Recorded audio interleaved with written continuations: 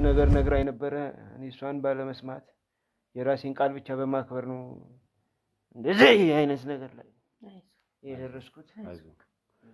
ይሄ ድብብቆሽ አይደለም ገሃድ የወጣ ነገር ነው።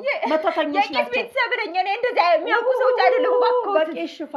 በቄስ ሽፋን እሷ የሰራችብኝ ስራ ምንም ኃላፊነቴን እንዳልወጣ አካውንቴ ውስጥ ያለውን ብር እንኳን በእሷ አካውንት ነው ትራንስፈር አድርጌላት እሷ እንድታንቀሳቀስ እየተደረገው ሪክ ነው። አንተ አክብሬ ነው በዚህ ልክ ከሷ አጠገብ ቢያንስ እኔ ያለው ሚስቱ ያለው ሳንፋታ ሌላ ሚስት ማምጣት ነበርት ግን የእውነት ያልሆነ ነገር ዝም ብለሽ አታውሪ።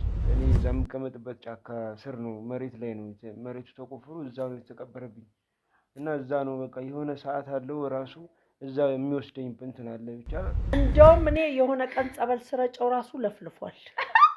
ምን ያንቺን ስም ነው የጠራው። አረ በእግዚአብሔር እኔ እንደዚህ ሰው አይደለሁም። ቅባ ቅዱስ እንትን ብዬ ስቀባው እምነት በጥብጬ ስቀባው ያንቺን ስም ነው የጠራው። አቃጠለች። በፍጹም ባለመውለድ ጉዳይ ላይ ሲያወሩ እናቴም የኔን ልጅ ማየት ትፈልጋለች ሳይላት ይቀራል ብዬ አላስብም። በህይወት ዘመን እንደማትወልጂ ያረጋግጠሽ ከሆነ ከሌላ ወልዶ አምጥቶ እኮ ልጅሽ አርገሽ ማሳደግ ትቺ ነበር። መውለድ ልጅ ምንድነው የሚሉኝ? እንደማትወልጂ ስታቂ ነው ይሄንን ያደረግሽው። አስደሳች ዜና! ሰመር ሪል ስቴት አዲስ በለቀቀው ሳይት ላይ ለውድ የዞላ ቤተሰቦች ለ20 ሰዎች ብቻ 10% ቅናሽ አድርጓል። በከተማችን እምብርት ቡልጋሪያ አደባባይ የህልሞን ቤት ባለቤት የሚሆኑበት ልዩ ድል ከሰመር ሪል ስቴት ውብ ሰፊና ዘመናዊ የመኖሪያ አፓርትመንቶችን በባለ 1 በባለ 2 እና በባለ 3 መኝታ አማራጮች እንደ ምርጫው ተዘጋጅቶሎታል። በካሬ 89 ሺህ ብር ብቻ በ10% ቅድመ ክፍያ ውሉን ይሰሩ። የ50% የባንክ ብድርም ተመቻችቶሎታል። ምን ይሄ ብቻ የንግድ ሱቆችንም ከ1 ሚሊዮን ቅድመ ክፍያ በከተማዋ እምብርት ላይ ያገኛሉ።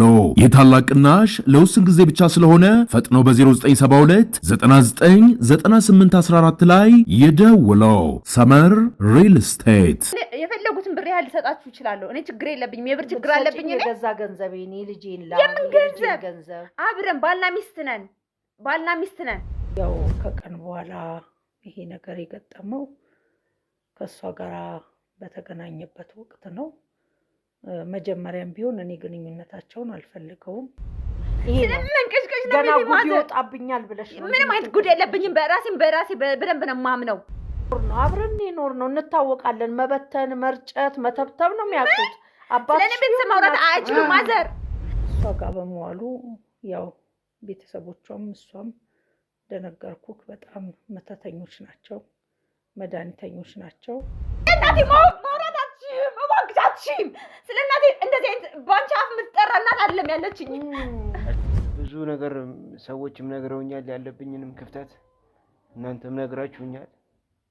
እንግዲህ ከእግዚአብሔር ጋር መቆየት ነው ወደ ቀድሞ ህይወቴ እንድመለስ። በፊት የነበርኩበት ህይወት እና አሁን ያለሁበት ህይወት አይገናኝም። የሆነ ነገር ነው። ምክንያቱም መረጃው አለኝ። ልጅቷን ሁሉ አግኝቻታለሁ ልጅቷን ራሴ። እውነት በቃ ማመን አቅቶኝ። ለምን ከባለቤቴ መነጠል የፈለጉት ለምንድን ነው? እኔ ምን አጥፍቼ? እንደ እንስሳ ቆጥረህ ከእንስሳ ጋር ግንኙነት እስከ ማድረግ ድረስ እንደሄድክ ይታወቅ ነበር። ምን ያሳደገኝ ጠንካራ ቤተሰብ ነው። በቃ እሱ ማወቅ አለበት። አዎ በጥንቁልናቸው የምን ጥንቁልና ነው ያለበት? እራሳችሁ ናችሁ። እርግጠኛ ልጅ አሳስረው ያስቀምጡ ራስዎት ናት። ያው እንግዲህ ረጅም ጊዜ ነው አብረው የተቀመጡት። እድሜውን መጫወቻ ነው ያደረገችበት እና ያው ከሰው እንዳይቀላቀል እሷ ያው ሌላ ሰው ጋር ይሄዳል ብላ ትፈራለች ይመስለኛል። ያ ሰውን ጥፋተኛ ለማድረግ ጉርጓድ ከምትምሽ እኔ ምንም አይነት ጉርጓድ እየማስኩ አይደለም። በቃ እውነታው ይታወቅልኝ። እኔ ምንም አይነት ሀቂ እየተበላ ነው፣ ሀቂ እየታፈነ ነው። በስመ አብ ወልድ አንቺ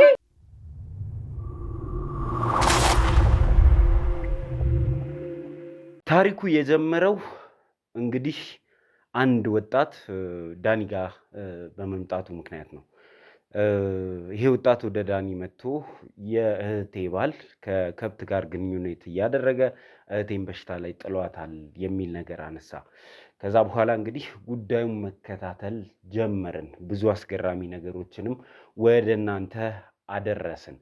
ሰላም ሰላም ሰላም ሰላም ውድ የዞላ ቲዩብ ቤተሰቦች እንደምን አላችሁ? ሰላም ደስታና ፍቅር ከእናንተ ጋር ይሁን እያልን የዛሬው ፕሮግራማችን ጀመርን ማለት ነው።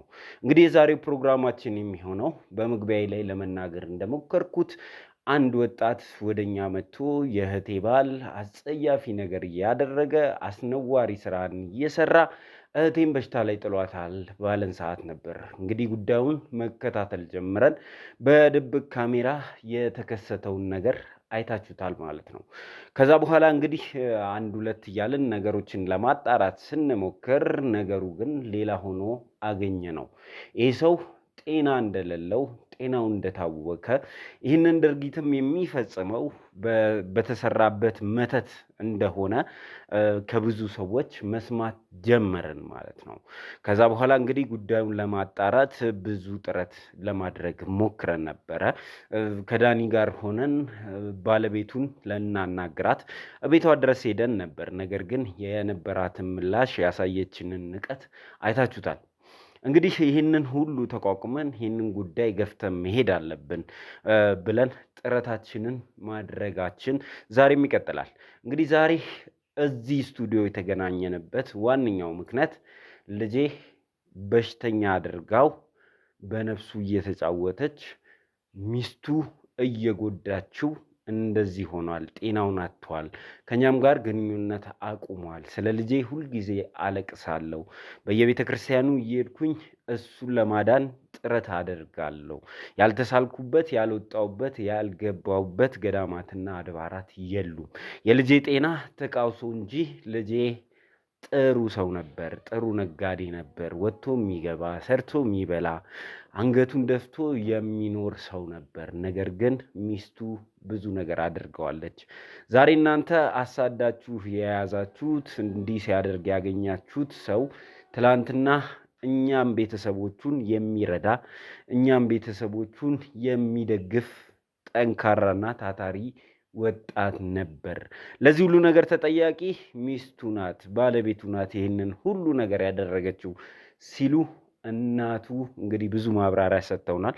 ዛሬም እንግዲህ እዚህ ስቱዲዮ ድረስ እንዲመጡ ያደረግንበት ዋነኛው ምክንያት ይሄ ነው።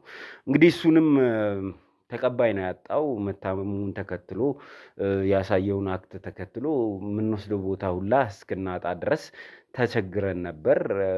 ትንሽ ጤናውም ከተሻሻለ ዛሬ ከሱ ጋርም እንዴት እንደዚህ ልታደርግ ቻልክ፣ ለምን እንደዚህ አይነት ነገር ተፈጠረ የሚለውን ከሱ አንደበትም የምንሰማ ነው የሚሆነው። ዛሬ እጅግ በጣም አስገራሚ ፕሮግራም ይኖረናል። እስከ መጨረሻው ድረስ ከተከታተላችሁን ይህንን አስገራሚ ፕሮግራም ወደ እናንተ የምናደርስ ነው የሚሆነው። እንደተለመደው ይሄንን ቪዲዮ ላይክ በማድረግ ጀምሩ። ሀሳብ አስተያየታችሁና ጥቆማችሁ መንገድ ይመራናልና ሀሳብና አስተያየታችሁን መስጠታችሁን አታቁሙ ማለት እፈልጋለሁ። እንግዲህ እኛም ተመልሰናል፣ እናንተም እየተመለሳችሁ ትገኛላችሁ። ስለዚህ ተመልካቾቻችን ይህንን ለወዳጅ ዘመዶቻችሁ ሼር አድርጉ። እኔ ዘላለም ዘገየ ፕሮግራሙን እያጋፈርኩ እስከ መጨረሻ ድረስ አብሬያችሁ ሆናለሁ። እናንተም አብራችሁኝ ሁኑ።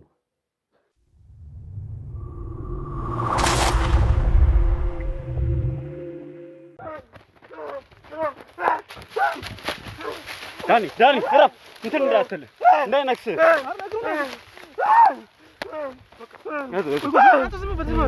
ጓደኛው ላይ መተት እያደረገ ጎበዝ የሚሰሩ ሰዎች ላይ እንደዚህ እየተደረገ የምታምነው ሰው እቃ ንብረት አሳልፈ ሰጥተው ንብረትን የሚበላ ጊዜው እኮ ከባድ እኮ ነው። አልኩ ይሄ ሰውዬ ወዶ አይደለም ከአዲስ አበባ እዚህ ድረስ እንግዲህ ይሄን ያህል ኪሎ ሜትር መጥቶ እዚህ ጫካ ውስጥ ብን የሚለው የሆነ ነገር አለ።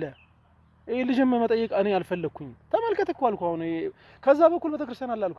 ያ ገደለው በዚህ በኩል አርሶ አደሮች ናቸው ያሉት እያየን። ያን እርሻ ደግሞ በዚህ በኩል ደግሞ ተመልከት። ይሄ እርሻ ነው እንዳለ የምትየው ማለት ነው። በእንደዚህ በታች ማለት ነው። እዚህ ድረስ ምን ታደርጋለህ? ጫካ ነው እንደምትየው እንግዲህ ጫካ ነው። የሆነማ ለምን እዚህ ድረስ አንተ ዘርስ መኪና ድረስ ቤት ድረስ የመጣው ለዚህ ነው እንዴ? ከዛም ከአዲስ አበባ እዚህ የመጣው ለዚህ ነው እንዴ? የሆነ የተደበቀ ነገር አለ። አንተ አሁን መናገር ካለብህ ተናገር። አዎ እስቲ እሱን ለምን እንደውም በቀጥታ አንተውን ቀስ እያልክ ነው እያወራ ያለው ማለት እኔ ምንም አላደረኩትም። በቃ አላውቅም። ራሱ ነው ያማው ላይ ነው አውቃለሁ፣ ግን እኔ አይደለሁም ወቀቱ። አጋንንት ተገፋፍቶ ነው በፍላጎት ነው ይሄንን ድርጊት የሚፈጽመው የሚለውን ማረጋገጥ ይቻላል። እንግዲህ በትክክል ከከብት ጋር ግንኙነት ሊያደርግ ልብሱን ሲያወልቅ ነው የተያዘው። እርባታውን ከተማ ውስጥ አድርጎ እሱ እዚህ ልም ያለ ጫካና ገጠር ውስጥ የሚኖርበት ምክንያት እኔ አልገባኝም። እንዳኔ የገባ ነገር አለ አንተ ምን መሰለህ? አሁን ወንድማም እንደነገረን ከሆነ እንደሰማው አንዳንዴ ይወጣል ወደ ክፍለ ሀገር አካባቢ ያለ እንደዚህ ይወጣል። አሁን የተጠቀሙ ነው ቦታ ማለት ነው። እሱም እኮ ወንድማም እኮ ደርሶበታል እኮ አንዳንድ ፍንጮች ያውቃል። እሱ መናገርም ስላልፈለገ ነው። ከሱ ጋር እንደውም ብዙ የምናወራው ነገር ይኖራል ብዬ አስባለሁ። ምክንያቱም አንዳንድ የደበቀ እኔ ከሱ ራሱ ከወንድሟ ራሱ ብዙ የተረዳሁት ነገር አለ፣ የደበቀው ነገር አለ። አመመን ስትያል ነበር። ይቅርታ ማውራት አልችልም። እባካችሁ መሄድ ትችላላችሁ። ቆይ ተረጋጊ። እዚሁ እሺ ነው የምናወራው ጉዳይ የለንም። ሁለቴም መጥቻለሁኝ፣ ግን ብዙም ላገኘውም አልቻልኩም። ግን እንዳለ እርግጠኛ ነኝ እዚህ እንደሚመጣ እርግጠኛ ነኝ። እንጂ ና ዳኒ በቃ አረ ተረጋጋ።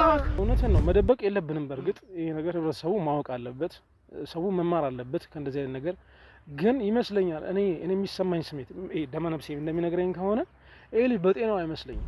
አንዴ ቁጭ በይና በስነ ስርዓት እናውራ። ቁጭ በይና በስነ ስርዓት እናውራ እያልሽ ለምንድን ነው ስነ ስርዓት ማትይው? የሆነ ሰውዬው ወዶ አይደለም እንደዚህ ሆነ። የሰው ልጅ ወዶ አይደለም እዚህ ነገር ውስጥ የሚገባው፣ ፈልጎም አይደለም የሚገባው። የሆነ ነገር በስተጀርባው ስላለ ነው ብዬ ነው የማስበው። ጤናማ ሰው ነው ያገባሽው። እስከዛሬ 2 ዓመት ድረስ ሰላም ነበረ። አሁን ነው እንደዚህ የሆነው። ማን ነው እንደዚህ ያደረገበት?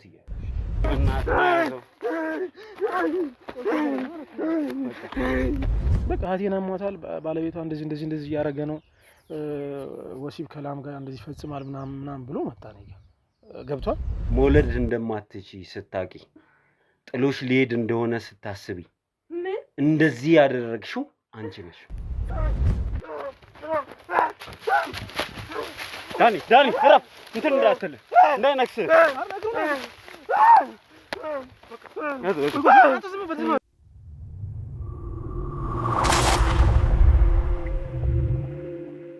እሺ እንግዲህ ተመልካቾቻችን ተመልሰን መተናል። እንግዲህ ተመልሰን ስንመጣ ደግሞ እንግዳችንን ይዘን ነው የመጣ ነው። ይሄ ጉዳይ እየተካረረ አቅጣጫውን ቀይሮብናል።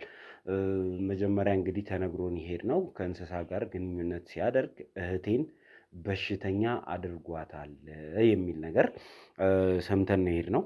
እሷን ደግሞ ፍቃደኛም አልሆነችም። ሐኪሞችም አናግረን እንደዚህ አይነት ነገር የመፈጠር እድል እንደሌለው ተነግሮናል። ነገር ግን እሷን ቼክአፕ ሊያደርጓት ፍቃደኛ ሆነው እሷ ቼክ ማድረግ ስላልፈለገች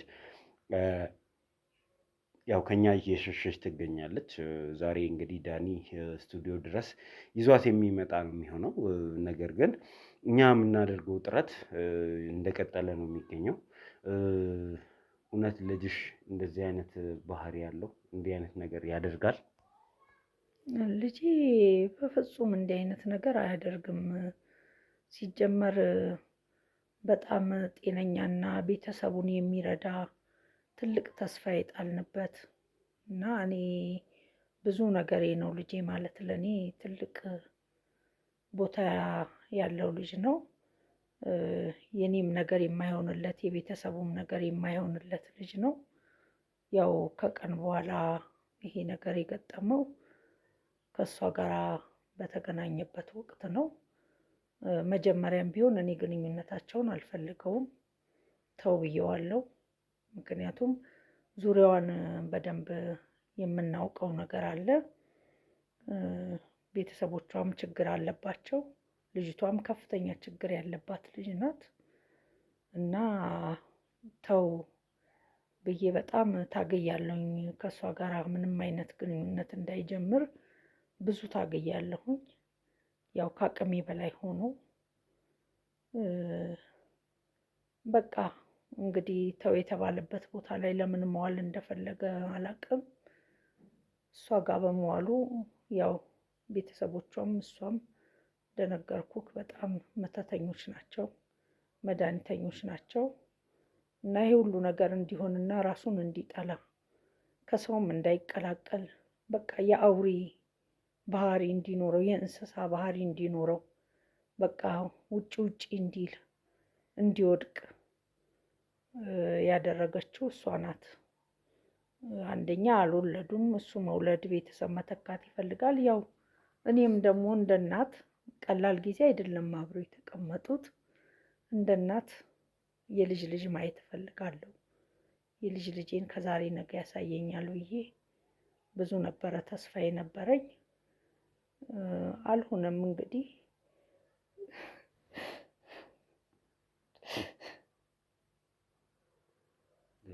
እንግዲህ ተረጋግተሽ ያለውን ነገር ብታስረጂን ጥሩ ነው። ያው እውነት ለመናገር እኛም በዛ መልክ እሱን ስናገኘው አዝነናል፣ ያሳዝናል። ግን ተረጋግተሽ ያለውን ነገር እንድትነግሪኝ ነው። ያው እንግዲህ ረጅም ጊዜ ነው አብሮ የተቀመጡት። እድሜውን መጫወቻ ነው ያደረገችበት እና ያው ከሰው እንዳይቀላቀል እሷ ያው ሌላ ሰው ጋር ይሄዳል ብላ ትፈራለች ይመስለኛል። ይሄም ሆኖ ደግሞ የራሷ ብቻ እንዲሆን አይደለም ያደረገችው። ልጄን አበለሻሽታ አጉል ሁኔታ ላይ እንዲሆን ያደረገችብኝ እሷ ናት እና ቤተሰቦቿ ናቸው። እንዲህ አይነትም በእንዲህም የሚገመት ልጅም አልነበረም።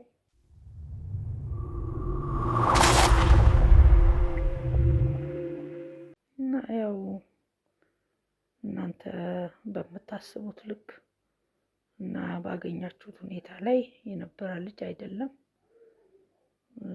እኔም ይሄ ነገር በመፈጠሩ እጅግ በጣም አዝኛለሁ።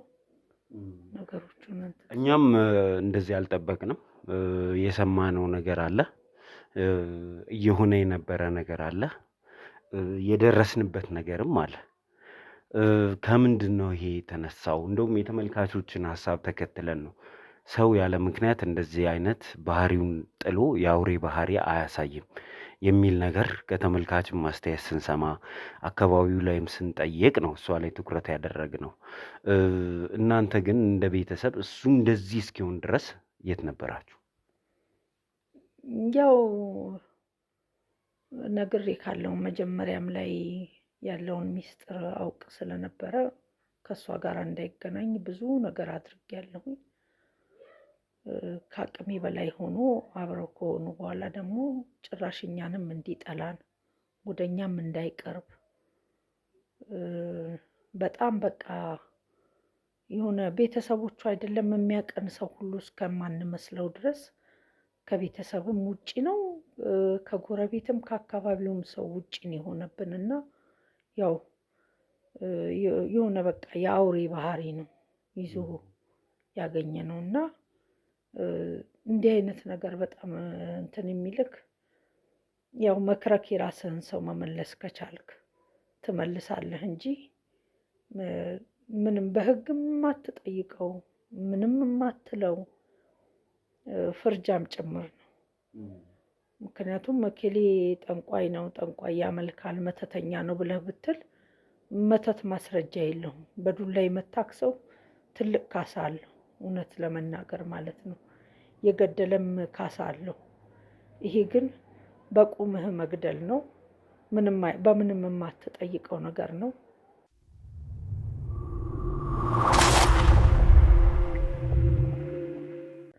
ያለህ አማራጭ ከፈጣሪ ጋር መታገል ነው። በቃ ምንም አማራጭ ሳጣ አቅርቤ ወደ ራሴ ምንም የማደርገው ነገር ነግሬው የሚሰማ አይነት እንዳልሆነ ሳውቅ ያው ያልተሳልኩት ታቦት የለም፣ ያለመንኩት ታቦት የለም፣ ያልሄድኩበት ገዳም የለም፣ ያልሄድኩበት ቤተ ክርስቲያን የለም። እኔም በሽተኛ እስከመሆን ድረስ ነው በሱ የተነሳ በማልቀስ በሽተኛ በአሁን ሰዓት እኔ ራሴ ጤንነት አይደለም የሚሰማኝ። ብዙ ህመም ነው ያተረፍኩት በሱ። ያው እንግዲህ ምንም ማድረግ አልችልም። ከአቅሜ በላይ ነው የሆነው። እንዲህ አይነት ነገር ውስጥ ሲገባ ከቅርብ ጊዜ ወዲህ ነው የሚል ነገር ሰምቻለሁ። 2 ዓመት ነው እንደዚህ አይነት ልምምድ ውስጥ የገባው ብላ እሷም በአንደበቷ ተናግራለች። ከዛ በፊት የነበረ ህይወቱ ሰላማዊ ነበረ። ከዛ በፊት የነበረው ነገሩ ጤናማ ነበረ። ይህንን 2 ዓመት ነው እንደዚህ የሆነብኝ እንደዚህ የተቀየረው የሚል ነገር ራሷም አንስታለች። እና እንደው ከዛ በፊት የነበረው ትዳራቸው ምንም እንኳን ባታምኝበት የሁለቱ ግንኙነት ግን ምን ይመስል ነበር? እውነት ለመናገር ሰላማዊ አልነበረም።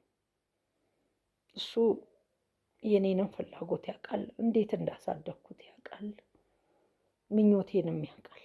የእሱን ልጅ ማየት ነግሬሃለሁ፣ የዓይኔ ማረፊያ ነው። ለእኔ ትልቅ ቦታ ያለው ልጄ ነው እና ያው ብቻ ልጅ አለመውለዱ እሱንም ያበሳጨው ነበር።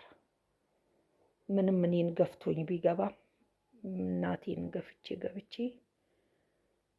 ቢያንስ እንኳን ዘር ባገኝና በዘር እናቴ ብትደሰት ብሎ ያስብ ነበር እና ያንን እሷ ማሳካት አልቻለችም እና ያው በዚህ ሰላም አልነበራቸው። በዛ ብስጭትም ጭምር እንትን ሲል ነው ያው እሷ ባለመውለዷ ምክንያት ሌላ ቦታ ይሄዳል የሚልም ግምትም ስላላት ነው። ለኔም ካልሆነ አበለሻሽቸው ይቀመጥ ብላ ነው። እንደ በቀልም ነው እሷ የሰራችለት እንጂ ሰላማዊ አይደሉም።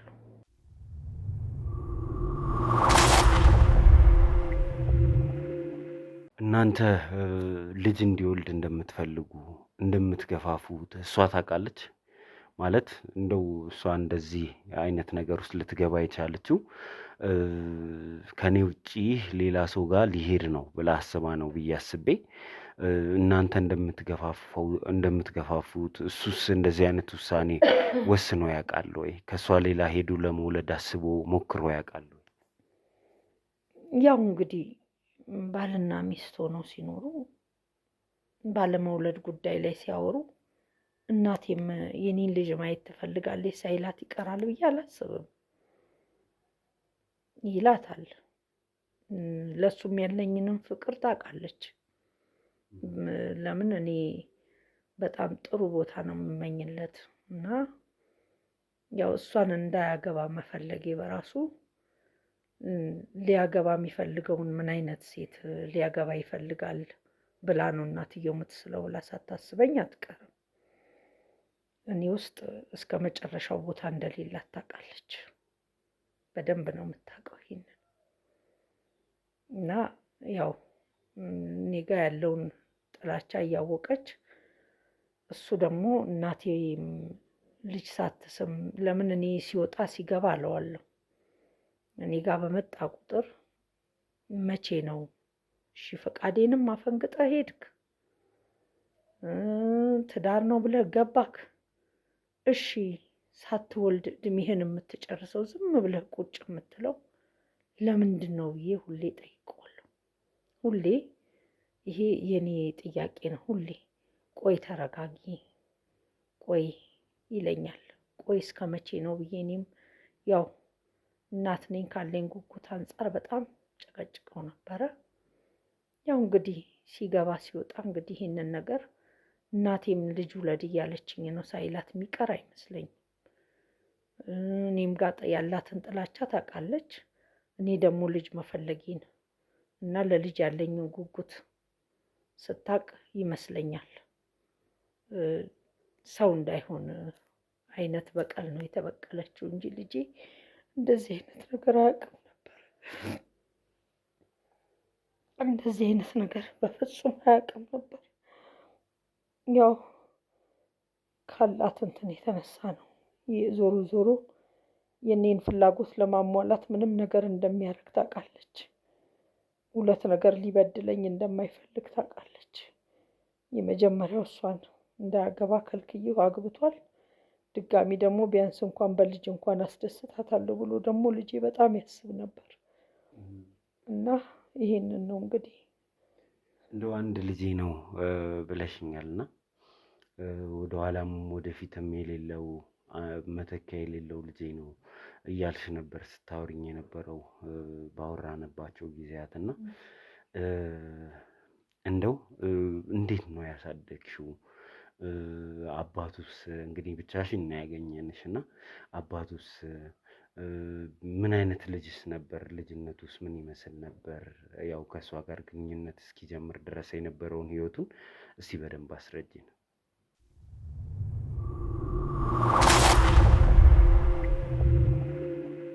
ያው እንግዲህ ቅድም ነግሬያለሁ እሱን ለማሳደግ ብዙ ውጣ ውረዶችን አሳልፌያለሁ። ይሄ ነው የማይባል እሱን ለማሳደግ አይኔ እስኪፈዝ የሰው ቤት ጭስ አቃጥሎኛል። የተለያዩ ቦታዎች ላይ ይሄ ነው የሚባል ስራ ሳልመርጥ የድግስ ስራ ቢሆን ጠላ ጠምቄ ሽጬ ብዙ ነገር አድርጌ ብዙ ውጣ ውረዶችን አሳልፌ ነው ያሳደግኩት። ግን ይሄንን ሳደርግ አንድም ቀን አንድ ነገር አልጎደለበትም። ያንን በደንብ ያውቃል እሱ። ያው ያረኩለትን የለፋሁትን የደከምኩትን ያውቃልና ተስፋም ሲሰጠኝ የነበረው እማዬ እስከዛሬ ለፍተሽ አሳድገሽኛል፣ አሁን ማረፊያ ጊዜሽ ነው፣ አሳርፍሻለሁ ብሎኝ ተስፋ ሰጠኝ። እግዚአብሔር ይመስገን። ከዛ ሁሉ ከለፋሁበት ከደከምኩበት ካላባት ነው ያሳደግኩት። ይህንን በደንብ ያውቃል። አባቱ እስቲ ስለ አባቱ ንገሪኝ። ያው አባቱ ሹፌር ነበረ እና ያው እንደወጣ ነው የቀረው። በልጅነቱ ነው እሱ ብዙም እሱን የሚያውቅበት እድሜ ላይ አልነበረም እና ከዛን ጊዜ ጀምሮ የዛን ሰዓት ላይ ምንም ነገር አልነበረኝም። ያው እድሜን በየሰው ቤት ልብስም እያጠብኩ አዝየው ልብስ አጥቤያለሁ። ብዙ ነገር አሳልፌያለሁኝ፣ ብዙ ደክሜያለሁኝ እና እግዚአብሔር ይመስገን አደገልኝ። ጥሩ ቦታ ላይ ነው የወደቀው። ጥሩ ስራ አለው፣ ጥሩ ነገር አለው፣ ይነግዳል። ጎበዝ ነው ደግሞ ስራ ላይ ጎበዝ ነው። ከሰውም ተግባቢ ነው። ሰዎች ይወዱታል። ከልጅነቱ ከሰው ተግባቢ ነው። ትምህርት ቤት ሆኖ ከመምህራኖች ተግባቢ ነው። እውነት እኔ እንዲህ አጥፍቷል ተብሎ እንኳን ትምህርት ቤት ወላጅ ተጠርቼ አላውቅም።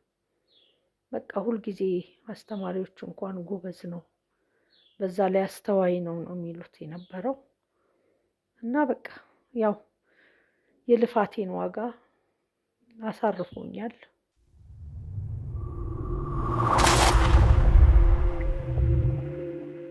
ያው ጥሩ ይሰራል፣ ነግሬያለሁ። ከሰው በጣም ይግባባል፣ ሰዎች ይወዱታል። የትም ቦታ ላይ ሄዶ ምንም ነገር ሰርቶ የሚያፍርበትና የሚበላሽበት ነገር የለም። በጣም ጎበዝ ነው። ጥሩ ጭንቅላትም አለው። በቃ ጎበዝ ነው። ያው የድካሜን የደከምኩትን በአቅሙ ባገኘው እናቴ በቃ ረፊ አሁን እረፍት ነው የሚያስፈልግሽ ብሎ አለኝ። እያሳረፈኝ ነበረ። እግዚአብሔር ይመስገን። በመሀል ያው እሱ የእሷን መጥፎነት አልተረዳም። ለአንቺም እህት ለእኔ ሚስት ትሆነኛለች፣ ለአንቺ ደግሞ ሴት ልጅ ትሆንሻለች፣ እኔ ውጭውን ስል ትንከባከብሻለች ባገባ ብሎ አለኝ። አይሆንም እሷን ብዬ አልኩት። በዚህ አለመግባባት ቢፈጠርም ያው ከኔ ጋራ ብዙም አንተን አላለም፣ አልተለያየንም። ያው ፍቅርም ነው ልበለው እንጂ ፍቅርም አልነበረም። የተደረገበት ነገር ስላለ ነው እሷን ብሎ ያበደው። ያው ልጄ ነው እንግዲህ ይኑር ብዬ ዝም አልኩኝ። ከመጀመሪያም እንደዚህ የምታውቁ ከሆነ ስለሷ ቤተሰብ ለምን እውነቱን ተነጋግሮ እሱን ማስቆም እንዴት አልተቻለም? በሰዓቱ ሊያዳምጠኝ አልፈለገም። ወድጃታለሁ ነው የሚለኝ። እንግዲህ ወድጃታለሁ እማዬ ተረጂኝ ነው ያለኝ።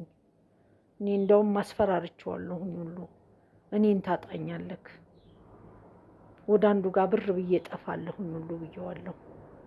ግን እማዬ በዚህ ልክ የሚያስጠፋሽ ነገር የለም፣ ካልተግባባችሁ እንዳትደርስብሽ አደርጋለሁ፣ ብትግባቡ ላንቺ እንደ ልጅም እንደ ጓደኛም ብትሆንሽ ደስ ይለኛል ብሎ በጣም ከረረብኝ። በኋላ ላይ በቃ ከእሷ ጋር አብሮ መኖሩን መረጠ። ከአቅሜ በላይ ሆነ። ታገልኩኝ፣ አልሆነልኝም።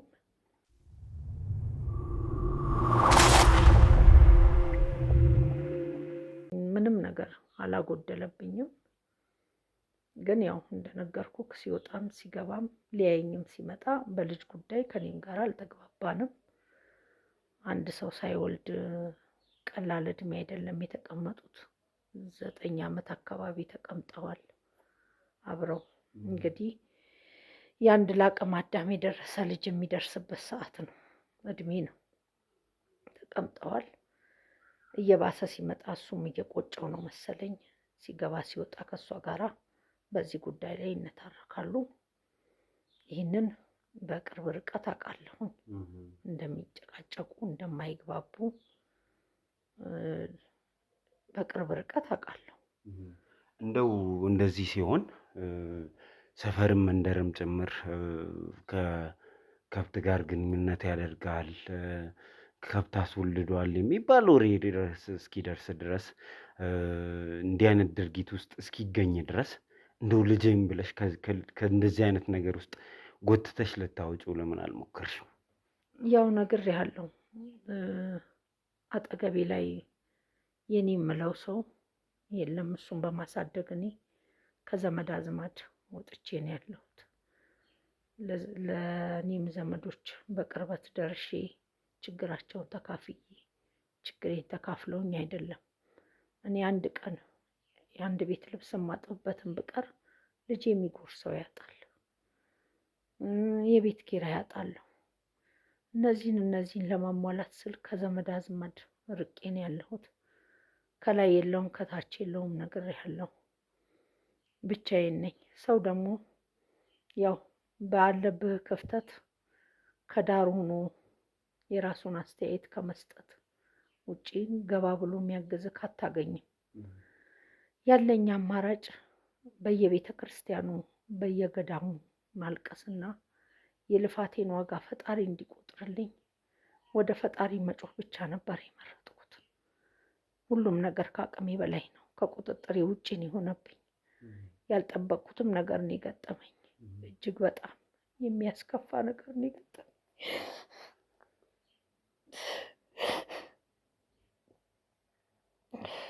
እሺ እንግዲህ በተቻለ መጠን እሱን ለመርዳት አሁንም ጥረት እያደረግን ነው። እንዳየሽው አሁን ጥረት ማድረጋችን ይቀጥላል። እንግዲህ ቀጣዩ እርምጃችን የሚሆነው እሱን ወደ ገዳም መውሰድ፣ እንግዲህ በኃይልም ቢሆን እንዳየሽው ፈቃደኛም አይደለም፣ በኃይልም ቢሆን እንደዛ ማድረግ ነው። በጣም የገረመኝን ነገር ስለሱ ልጠይቅሽ። እዚሁ ሰፈር መጥቀስ አያስፈልገውም፣ ግን እዚሁ አዲስ አበባ ውስጥ ተወልዶ አድጎ እንደ ባላገር እያወራን ነበር። ባለፈው የመጀመሪያ ጊዜ ስናገኘው ሲያጓራም የሆነ ነገር ሲሆንም እንደ ባላገር ነው የሚያወራው። ግን የከተማ ልጅ ነው። በሰላማዊ ጊዜ በከተማ ቋንቋ ነው የሚያወራው። ምንድን ነው ይሄ እንደዚህ ድብልቅልቅ ያለ ነገር? በጣም ግራ ስለገባኝ ነው። ይሄ ነገር የተፈጠረበት ከህመሙ በኋላ ነው የተደረገበት። የመንፈሱ ባህሪ መሆኑን ያወቅኩት እኔም መጀመሪያ ላይ ደንግጬ ነበረ። ኬታ መጣው? እኔ ከተማ ነው ተወልዶ ያደገው፣ የተደባለቀ ቋንቋ የለውም እንኳን እሱ። እኔም እንደዚህ አይነት ቋንቋ አውርቼ አላውቅም። ኬታ መጣው ብዬ ግራ ገብቶኝ ነበረ። ወደ ራሱ ሲመለስ የራሱን የመጀመሪያ እንትን ነው የሚያወራው፣ ቋንቋ ነው የሚያወራው። ከዛ በኋላ ነው የመንፈሱ ባህሪ። አሁን ሲያመውም ለይቼ የማውቀው በዚህ ነው። ቀየር ሲያደርገው ለይቼ የማውቀው በቃ የባል ሀገር የሆነ ቋንቋ ያወራል እና ይህን ሰዓት ነው በቃ አሀ አሞት ነው ማለት ነው ልና እንትን እላለሁኝ። እና የመንፈሱ ባህሪ ነው እንደነገርኩክ። ሰው አግኝቶ እኔ እንደውም እናንተን በማግኘቱ ራሱ በጣም እንደው እግዚአብሔር ይሁን አይቶኛል ነው ያልኩት።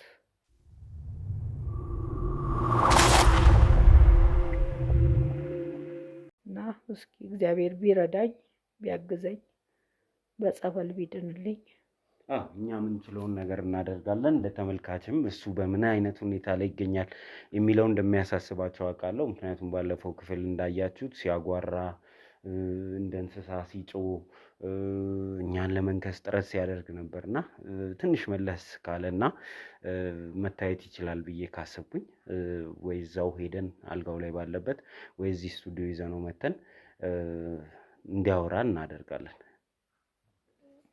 እሺ ተመልካች ማየት ስላለበት እንደዛ እናደርጋለን። እናንተ ግን እስከ መጨረሻው ድረስ አብራችሁን ሁኑ። ለሚቀርብባት ክስና ጥያቄ መልስ እንድትሰጥ እንግዲህ ዳኒ አስገድዶ እዚህ ስቱዲዮ ድረስ ይዟት ይመጣል። ባለቤቱም ከሷ ጋርም ቆይታ የምናደርግ ነው የሚሆነው። እናንተ ግን ይህንም ቪዲዮ ሼርና ላይክ ማድረጋችሁ እንዳይረሳ።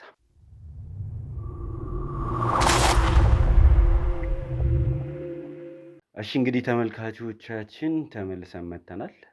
ያው እንግዲህ አሰፋ ያለበትንም ሁኔታ ለተመልካች ማሳየት አለብን።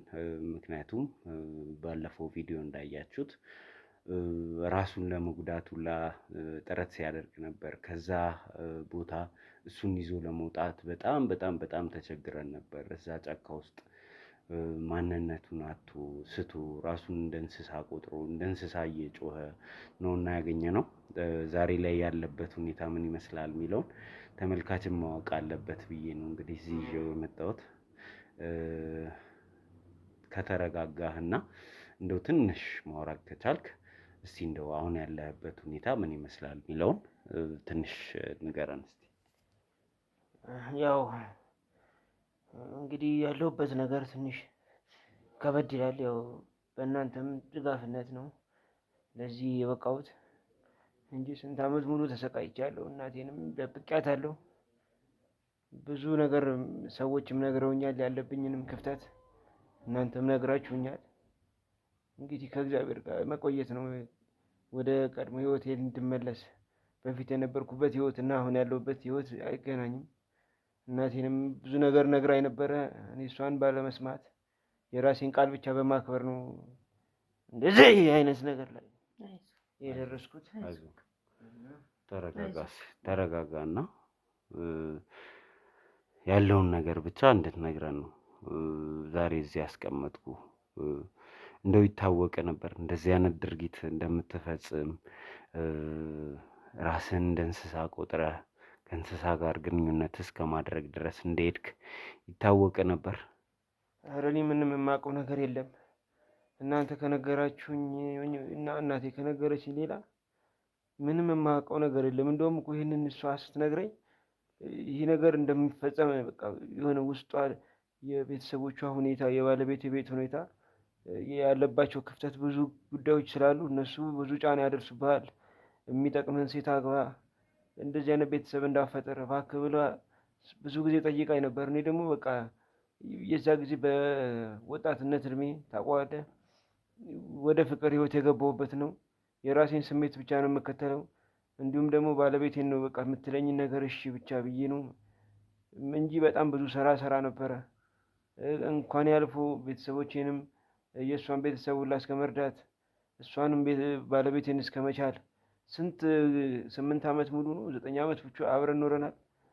በፊት እንደውም ንግድ ዓለም ላይ እያለሁ ወደዚህኛው ወደ ከብት ማርባቱ ከመግባቴ በፊት የተሳካ ህይወት ላይ ነበርኩኝ። ግን አሁን ላይ ነው ከ2 ዓመት ነው ከ3 ዓመት በፊት ላይ እንደዚህ ጉዳይ ላይ ገባሁት። ከብት ማርባቱ ከተጀመረ በኋላ ነው እኔ ራሴን እንግዲህ እስከዛሬ የማላውቀው ጉዳይና 2 ዓመት መሆኑንም እናንተ ናችሁ የነገራችሁ። እሷም እናቴም ነግራኛለች። እዚህ ህይወት ውስጥ ከገባው በኋላ በቃ ለምን እንዳሰረችኝ አላውቅም። እንግዲህ ስራ የሚባል ነገር የለም። ከከብቶች ጋር መዋል ነው በቃ ስራዬ። በቃ ከቤት ውስጥ እንደዚህ ከቤት ወጥቼ አላውቅም። ከማንም ጋር መገናኘት አልችልም። ከበፊት ጓደኞቼ ጋር ራሱ መተያየት አልቻልኩም። ከማንም ጋር በስልክ ግንኙነት የለኝም። ከጓደኞች ጋር ዳኒም ባደረገው ክትትል ከጓደኞች ጋር እንደምትውል ተመሳሳይ አይነት ባህሪ እንደምታሳዩ ተመሳሳይ ተግባር ውስጥ እንደምትገኙ እኛ አምነን ነበር። ይህንን ታውቃለህ? ከእነሱ ጋር ያለህ ግንኙነት ራሱ ምንድን ነው? የበፊቱን ነው እንጂ የማስታውሰው ከዛ በኋላ የተፈጠረውን ነገር የማውቀው ጉዳይ የለም። የማስታውሰው ይሄንን ብቻ ነው እኔ እንጂ ከዚያ በኋላ ይሄ ነገር ከተፈጸመብኝ በኋላ የማውቀው ነገር የለም። በቃ ማድረጋቸውን ድርጊቶች አላውቅም። ከሰው ጋር የማወራው ወሬ አላስታውስም። በቃ ከከብቶች ጋር እንደሆነ ብቻ ነው። በቃ ከከብቶች ጋር እውላለሁ። እዛው ነው በቃ ሙሉ በቃ በአጠቃላይ እኔ በቃ የሰው እንስሳ በላይ በቃ ከእነሱ ጋር ነው የምውለው። ምንም የማስታውሰው ነገር የለም። እና ይሄ ሁሉ ነው ብቻ እኔ የማውቀው የማስታውሳቸው እነዚህ ነው እንጂ ሌላ የማውቀው ነገር የለም። እንደው ወደ ቤተ ክርስቲያኑም ወደ ጸበሉም ጥረት አላረግሽም አንቺ እሱን ለመውሰድ? ያው ነግሬ ካለሁኝ ከዚህም በፊት ላይ ያለው እንትን ላይ ነግሬ ያለው አቅሜም ደካማ ነው። ያው እሱን ለማሳደግ እሳት ሲበላኝ ነው የኖርኩት። ዛሬ ላይ እኔ በጣሳ ውሃ መቅዳት የማልችልበት እድሜ ላይ ነው ያለሁት። ያመኛል የበለጠ። እሱ ደግሞ ከታመመ ወዲህ ደግሞ ጭራሽ ደም ግፊትም ስኳርም ተጨማምሮብኝ ያው ከአቅም በላይ የሆነ ጉዳይ ላይ ነው ያለሁት። ሰውም የለኝም። ስለዚህ ከአቅሜ በላይ ቢሆንም ያው ራሴ ግን የማልሄድበት ገዳም የለም። ጸበል ይዤ እመጣለሁ፣ እምነት ይዤ እመጣለሁ፣ እቀባዋለሁ። ጸበሉንም በግድ እንዲህ አይጠጣልኝም። ወይ ውሃ ሊጠጣ ሲል እንደ ውሃ አጠገቡ አስቀምጬ ወይ ምግቡ ላይ ዝም ብዬ ጨምሬ ነው እንጂ እሺ ብሎም ጸበልም አይጠጣልኝም። እምነትም ስቀባው እሺ ብሎ አይቀባልኝም። እሱንም በትግል ወይ እንቅልፍ ሲይዘው ነው አንድ አፍታ ቀብቼ እንትን እምለው። ብድግ ካለ ያየኸው ረብሻ ነው፣ ያጓራል። ድምፅ እየቀያየረ ነው የሚያጓራው። በቃ የስቃይ ህይወት ነው እያሳለፍኩኝ ያለሁት። እንግዲህ ማረፊያዬን ይሄን አረኮይ ብዬ ወደ ፈጣሪ ነው የማለቅሰው። እንግዲህ ነገሮቹ አንተ ላይ ሲፈጠሩ አንተ ራስን አታውቅም። ብዙ ነገር ሆኗል። አንተ ህይወት ላይ ብዙ ነገር ተከስቷል።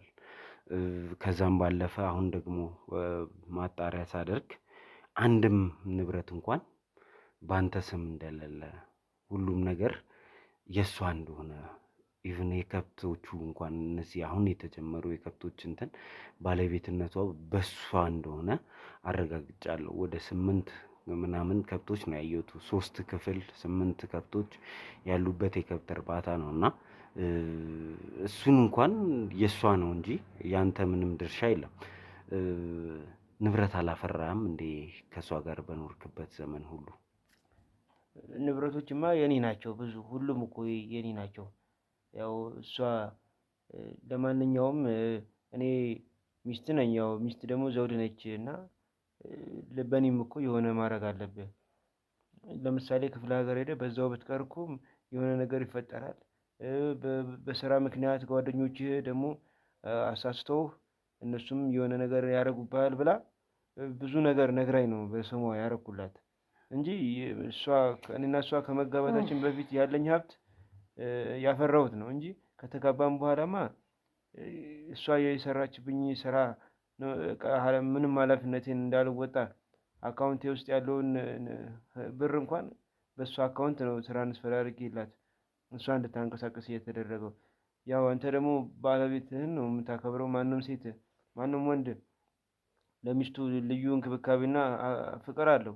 እኔም ደግሞ እሱን በማስመልከት እንጂ እንደዚህ አድርጋኝ ታስደግምብኛለች፣ ገንዘቤን ሀብቴን ትወርሳለች ብዬ ያሰብኩትም ነገር የለም።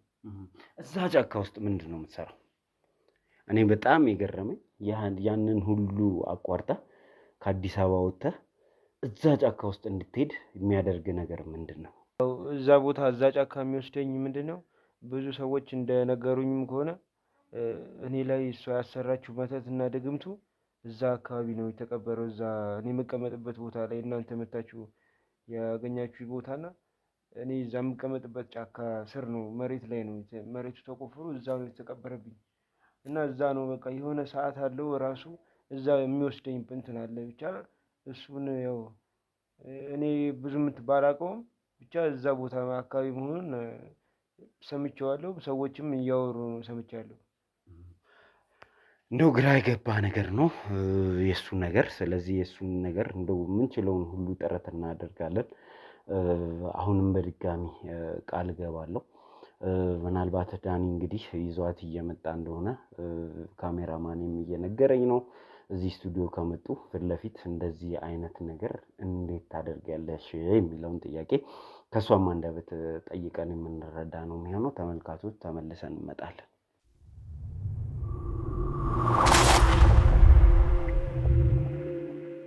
እሺ እንግዲህ ተመልካቾቻችን ተመልሰን መተናል። እንግዲህ ተመልሰን ስንመጣ ባለቤቱን እዚህ ድረስ እንድትመጣ አድርገናል። ፈቃደኛ እንዳልነበረች ባለፈውም አይታችኋል እናንተ።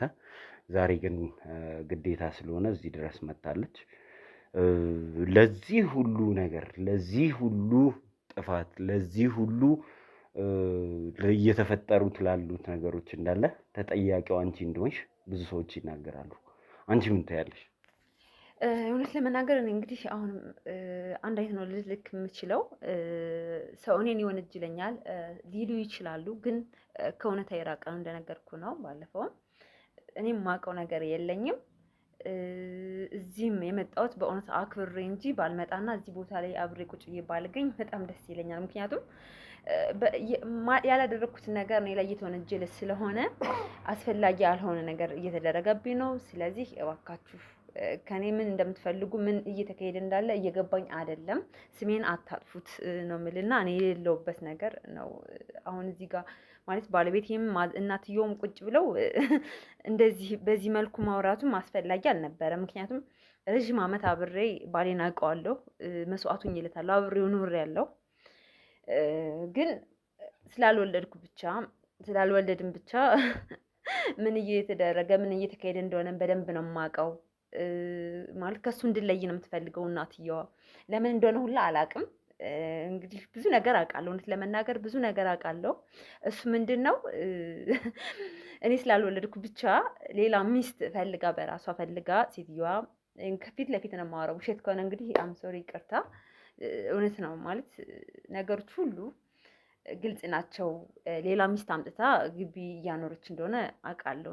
እና ማለት አውቃለሁ ብዙ ነገሮች፣ ብዙ መረጃዎች ይደርሱኛል፣ ደርሽበታለሁ። ልጅቷን ሁሉ አይቻታለሁ ራሴ በአይኔ። ምክንያቱም እውነት አልመሰለኝም። እንዴት በዚህ ልክ ሌላ ሴት ፈልጋ እኔ መውለድ ስላልተቻለ ብቻ አብረን አልገባኝም። አንቺ አሁን እያልሽ ያለሽው እሱ ሌላ ሚስት አለው እያልሽ ነው ያለው?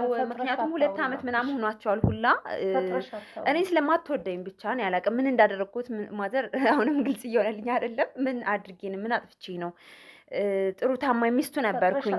እሱ አንድም ቃል ለኔ ያልተነፈሰውን ግን በዚህ ልክ ጥላቻ ነው። ሌላ ሚስት እኔ ሚስት እያለው ሌላ ሚስት ማምጣት ይሄ አስፈላጊ ነው ወይ ማለት? አሁን እኔ ግልጽ እንድታረጉልኝ ፈልጋለሁ። ሌላ ሚስትም አለው ነው እየተወራ ብዬ ነው። ምን ይኸውልህ በጣም ለኔ ከባድ እንደሆነ አውቃለሁ። አንተ አክብሬ ነው በዚህ ልክ ከሷ አጠገብ ቁጭ እኔ እያለው ሚስቱ እያለ ሳንፋታ ሌላ ሚስት ማምጣት ነበረው። ግን የእውነት ያልሆነ ነገር ዝም ብለሽ አታውሪ። አከብሮታለሁ። ምክንያቱም የባለቤቴ እናት ነዎት። ያልሆነ ነገር ዝም ብለሽ አታውሪ። የሆነ ነገር ነው። ምክንያቱም መረጃው አለኝ። ልጅቷን ሁሉ አውርቻታለሁ፣ አግኝቻታለሁ። ልጅቷን ራሴ እውነት በቃ ማመን አቅቶኝ። ለምን ከባለቤቴ መነጠል የፈለጉት ለምንድን ነው? እኔ ምን አጥፍቼ ምን አድርጌ? ስለዚህ ነው መድኃኒት ያረግሽበት። የምን መድኃኒት ነው የሚሉኝ? እኔ ስለ መድኃኒት የማውቀው ነገር የለኝም። አሁን እኔ ግልጽ እንዲሆንልኝ ነው ይሄንን የምጠይቅ ያለው። ጭራሽ ደግሞ መድኃኒት ያለሽ እንዴ? ምንድን ነው መከበሪያ? ለምን አይከበሩም እንዴ? በዚህ ልክ ለምን ነው ጥላቻ? ለኔ ጥላቻ ለምን? ምን አድርጌ ምን አጥፍቼ? ባለቤቴ እኮ ነው። ስንት ዓመት ነው አብሬው የኖርኩት። ያስደፈረኝ ልጄ ልጄ ልክ እንዳገባኝ ደስተኛ ነበሩ እኮ መጀመሪያ ላይ በጣም ደስተኛ። እቺ ቆንጆ የበሰለች ልጅ እቺ ፈጣን ምናምን እያሉ ነበር። ግን ለምን ምንድነው የተቀየሩ? ሌላ ሴት ለማምጣት ለምንድን ነው የቸኮሉት? ሌላ ሴት እኔ በደንብ ማወቅ ይችሉ ነበር። በፍጹም ያልተፈጠረ እኮ እኔ ማወቅ ይቻል ነበር አይደል እንዴ? ያልተፈጠረ ነገር አታውሪ። ባይፈጠር ግልጽ አለመልኝን ነገር እስቲ እናንተ እርስ በርስ መጨቃጨቅ ራሴ በቃ አለቀ። የምንም ችግር የለብኝም እኔ እየለፈለፍኩ አይደለም። ዝም ብለሽ ለፍልፊ። ችግር ስላለብሽ እኮ ነው ዝም ብለሽ የምትለፈልፊ። ፈጣሪ ወይ ግን አሁን እኮ የያዘሽ ችግር ነው። አሁን ምንም አይነት ችግር የለብኝም ማዘር፣ እኔ ጋር ምንም የለብኝም። ለልጆች ክብር ሲባል እንኳን እንደዚህ ማለት የለበትም። ሚስቱ ነኝ እኮ ሚስቱ ነኝ። የሚፈልጓት ሴት ቢያመጡ አሁን ላይ ታረጊለት አላየሁሽ። ከዚህ በላይ ምን ልሁን? አሁን ቢሆን ጸበል ለመውሰድ ምን ንብረት ነው? አብረን ያፈራነው ነው። ንብረቴ ነው። በፊት የነበረው ነው። ከአንቺ ጋርማ ምን ንብረት አፈራ? ወደኋላ ቀረ። ጭራሽም ስለ ንብረትም እሱን እያሰቡ ነው። እኔ ምን የፈለጉትን ብር ያህል ልሰጣችሁ እችላለሁ። እኔ ችግር የለብኝም። የብር ችግር አለብኝ እኔ? የገዛ ገንዘቤ እኔ ልጄን የምን ገንዘብ? አብረን ባልና ሚስት ነን። አንቺ እሺ እንኳን ደስ አለው። ወለደች። ያቺኛው ሚስቱ ወለደችለት አልወለደችም። አሁን የሌለ ያልተፈጠረ ነገር አታውቁ።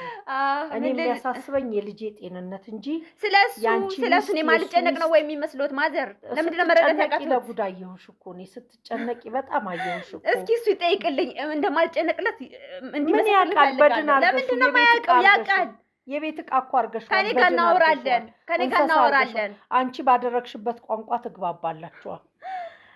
አሁን እናንተን እኔ ይሄውላችሁ እናንተ እንደዚህ እንድትጨቃጨቁ ነው ጋር ሲመጣ ቋንቋችሁ የሚግባባው ያደረግሽ። በዚህ መሰረት በቃ እኔ ማውራት አልችልም። ሲጀመር ከነሱ ጋር እንዴት ቁጭ ብዬ ማውራት ራሱ እኔ አክብሬ ነበር የመጣሁት። በዚህ ልክ የውሸት አንቺ አጠገብ የምቀመጥ አልነበርኩኝ እና የውሸት መድኃኒት ከዛ ቀጥሎ ደግሞ ሌላ ሚስት አምጥተው ይሄ ደግሞ መካጅሽ ራሱ እኮ ይሄ ነው። አሁን እኮ እንደዚህ የሚያንቀሸቅሽሽ ራሱ ይሄ ነው። ስለምንቀሽቀሽ ነው ገና ጉድ ይወጣብኛል ብለሽ ነው። ምንም አይነት ጉድ የለብኝም። በራሴ በደንብ ነው የማምነው እንዴ ነው ግዴታ እኔ እናት መጣ እዚህ ጋር መከራከር አለባት።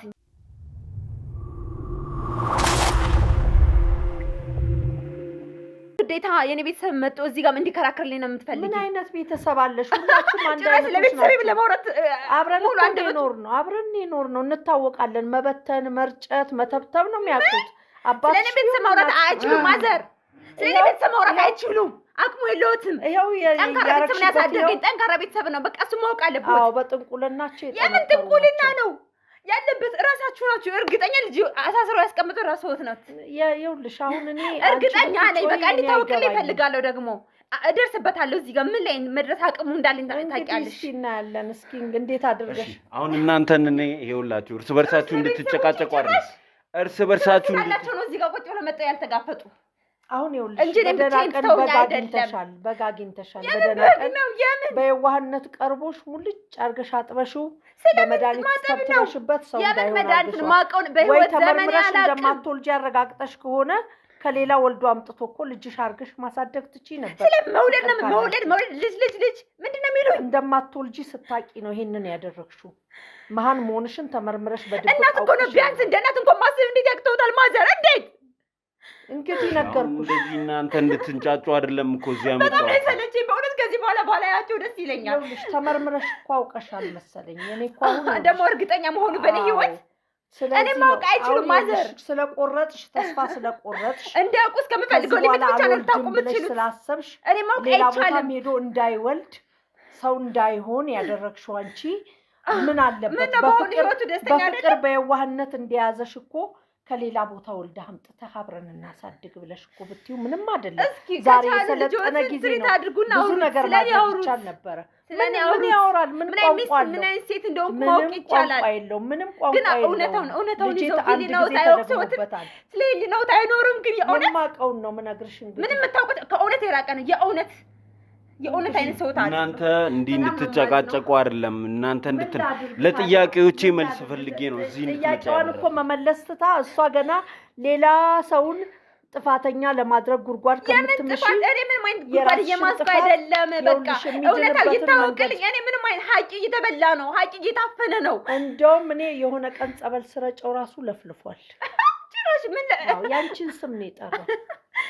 አረ በእግዚአብሔር እኔ እንደዚህ አይነት ሰው አይደለሁም።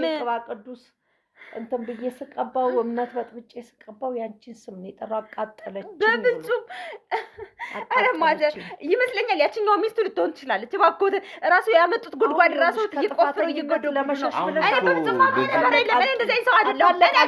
በቃ አታለቃል ማለት ላይ ሴት ነኝ እኔ ዘሮች ቤተሰቦችም እንደዚህ ዘሮች የመጣው ሰው አይደለም። ዘሮች በተተኛ ነው ለዚህ ግን ዋጋ ይከፍላሉ። ማን ማለት አብረን ነው ነው እንተዋወቃለን። ይሄ ድብብቆሽ አይደለም፣ ገሃድ የወጣ ነገር ነው። መተተኞች ናቸው። ቤተሰብ ነኝ እኔ እንደዚህ የሚያውቁ ሰዎች አይደለም። እባክዎት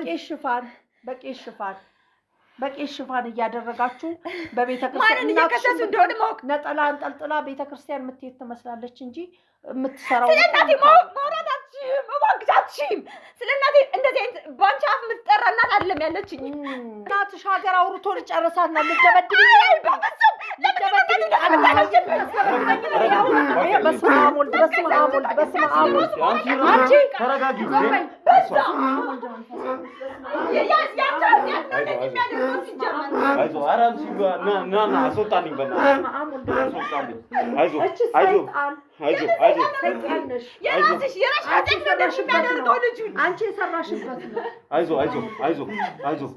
አይዞህ ከኛ ጋር ነው። አንቺ እስቲ ውጪ እስቲ በእናትህ አስወጣት።